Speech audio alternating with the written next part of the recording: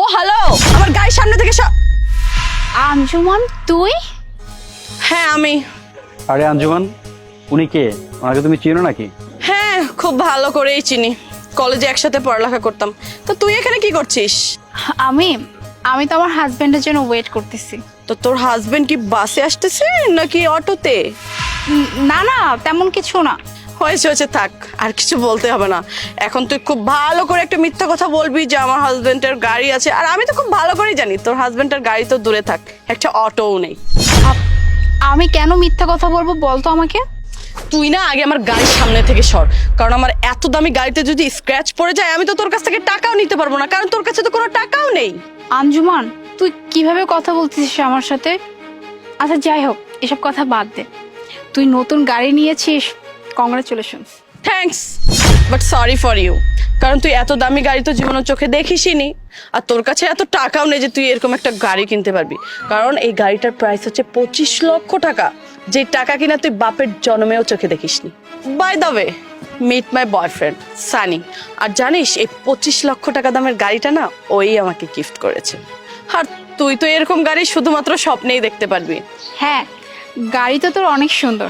সানি, একটা কথা জানো, ও আর আমি যখন একসাথে এক কলেজে পড়ালেখা করতাম না, তখন আমাদের কলেজে যত ছেলেপেলে আছে সব ওর পিছনে ঘুরঘুর করতো, আমার দিকে তো কেউ ঘুরেও তাকাতো না।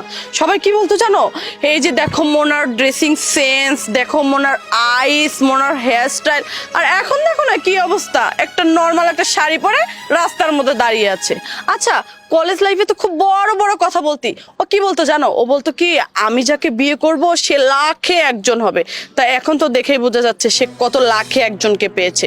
তার সেই লাখে একজন তাকে কিভাবে একটা নর্মাল শাড়ি পরে এই রোদের মধ্যে মাঝ রাস্তায় ফেলে গিয়েছে। অথচ দেখ, আমার বয়ফ্রেন্ড 24 আওয়ার্স আমার সাথেই থাকে, আমি যেখানেই যাই না কেন ও সব সময় আমার পিছনে আমার ছায়ার মতো থাকে।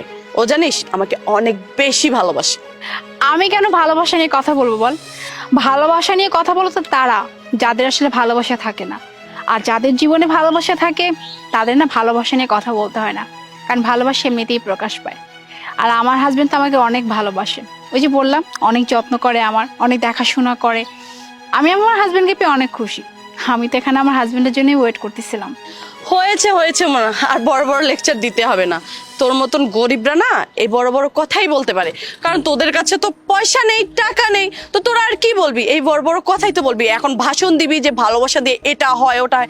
আসলে কি জানিস, ভালোবাসা দিয়ে না কিচ্ছু হয় না, ভালোবাসার পাশাপাশি টাকাও থাকতে হয়, যেটা কিনা তোর নেই।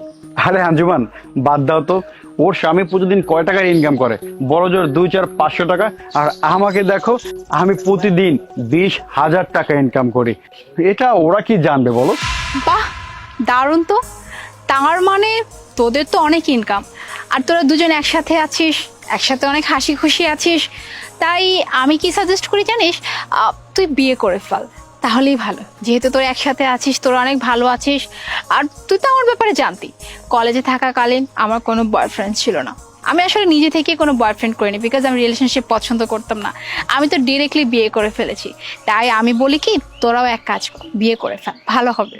দেখ, আমি বিয়ে করব কি করব না সেটা বিষয় না তোর নাক গলানোর কোনো দরকার নেই। তুই নিজের অবস্থাটা দেখ না, তুই কলেজ লাইফে কি ছিলি আর এখন তোর অবস্থাটা কি।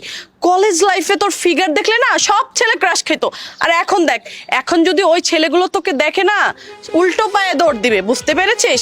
আর একটা কথা কি জানিস, কলেজ লাইফে না তোকে দেখে না আমার অনেক জেলাস ফিল হতো, কারণ সব ছেলেরা তোর পিছনে ঘুরঘুর করতো, আমার দিকে তো কেউ চোখ তুলেও তাকাতো না।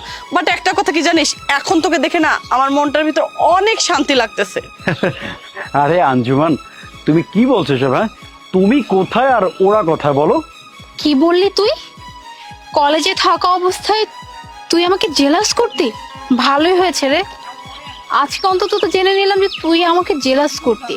আর তুই যেন কি বললি, হ্যাঁ, যে ছেলে বললে আমার পিছু পিছু ঘুরতো, ওই ছেলেগুলো যদি এখন আসে তাহলে রিগ্রেট ফিল করবে? কেন রে, কি খারাপ আছে আমার এই গেট আপে? শোন, একটা কথা বলি, ওইসব ছেলের রিগ্রেট ফিল করুক আর না করুক আমার কিছু যায় আসে না, কারণ আমার হাজবেন্ড আছে, আর আমার হাজবেন্ড না আমাকে অনেক ভালোবাসে। আচ্ছা, তা তোর হাজবেন্ড করেটা কি? হ্যাঁ, তোকে দেখে তো মনে হচ্ছে যে তোর হাজবেন্ড ছোটখাটো একটা জব করে হয়তোবা, তাই তো তোর এই অবস্থা।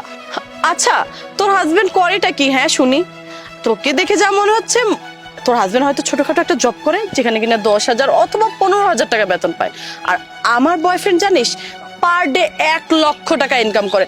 তাহলে তুই হিসাবটা মিলিয়ে নে মাসে কত টাকা ইনকাম করে আমার বয়ফ্রেন্ড।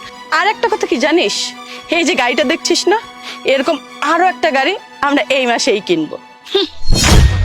30 লাখ টাকা মাসে ইনকাম করে এরকম একটা সস্তা গাড়ি নিয়ে এত ভাব।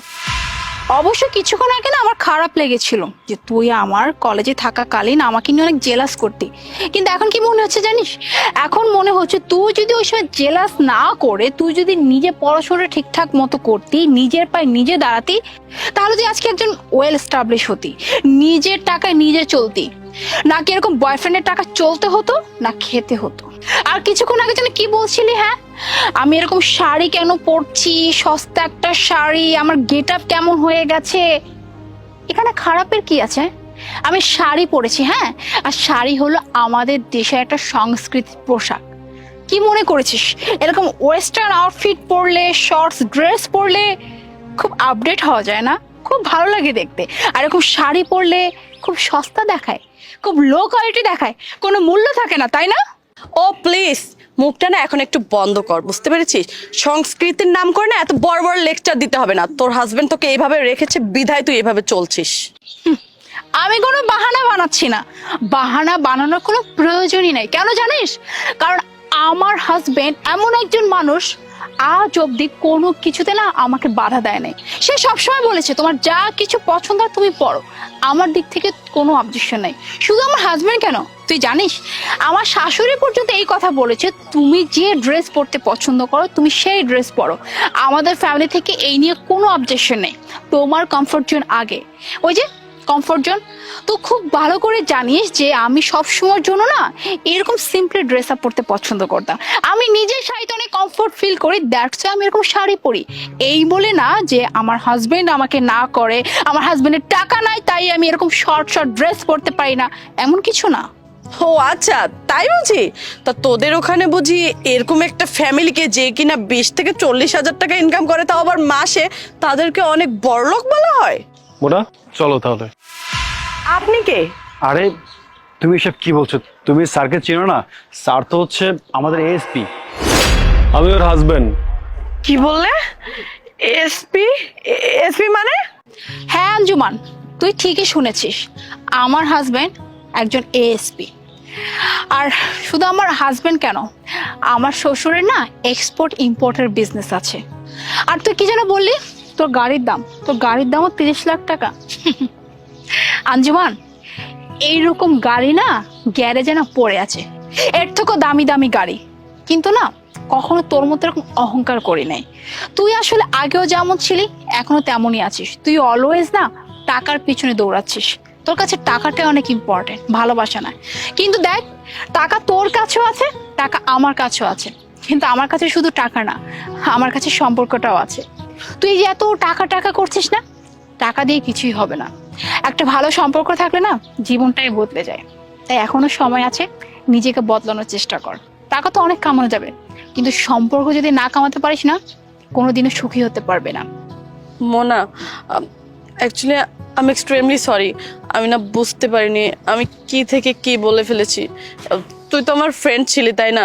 ফ্রেন্ড মনে করে আমাকে ক্ষমা করে দে প্লিজ। ক্ষমা চাইতে হবে না, যদি পারিস নিজের মেন্টালিটি আর নিজেকে বদলানোর ট্রাই করিস। মেঘ চলো।